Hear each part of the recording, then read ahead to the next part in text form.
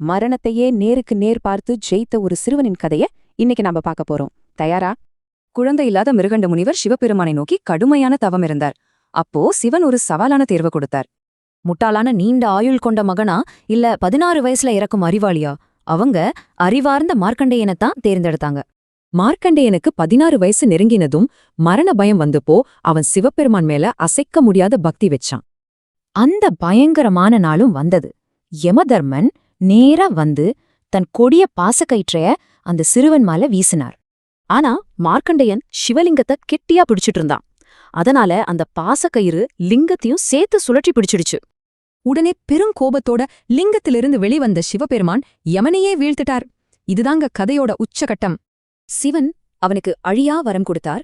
மார்க்கண்டேயன் மரணத்தை வென்று என்றென்றும் 16 வயதுடைய சிரஞ்சீவியா மாறினான். இதே மாதிரி முழு நம்பிக்கையால யமனை வென்ற ஸ்வேதன் அப்படிங்கிற இன்னொரு தீவிர பக்தனோட புராண கதையும் ரொம்பவே பிரபலம்.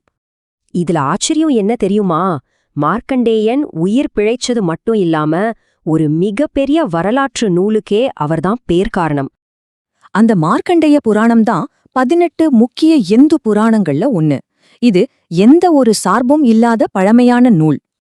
இந்த பிரம்மாண்டமான வரலாற்று சுவடில மொத்தம் 137 அத்தியாயங்கள் இருக்கு. இதுல நம்ப முடியாத பல சுவாரஸ்யமான தலைப்புகள் இருக்கு. இங்க ஒரு ஆச்சரியமான விஷயம் பாருங்க.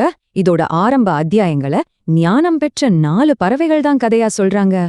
இந்த நூலோட தத்துவம் அத்வைதத்தை ரொம்பவே வலியுறுத்துது. அதாவது உங்களை நீங்களே அறிவதுதான் இறுதி முக்திக்கான வழி.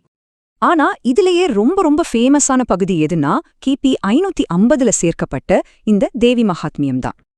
இது நிஜமாவே ஒரு புரட்சிங்க. ஒரு பெண் தெய்வத்தை இந்த பிரம்மண்டத்தோட உச்சகட்ட படைப்பாளியா இது ஆணித்தரமா சொல்லுது. தங்களுக்கு துரோகம் செஞ்சவங்கள இன்னும் ஏன் நேசிக்கிறோன்னு குழப்பத்துல இருக்கிற ஒரு மன்னன், அப்புறம் ஒரு வியாபாரி, இவங்களோட தான் இது தொடங்குது. இதுக்கு முனிவர் என்ன சொல்றாருன்னா, தேவியோட சக்தி தான் நம்ம உலக ஆசைகளுக்கும் காரணம், அதிலிருந்து நமக்கு முக்தி தர்றதும் அவளேதான்.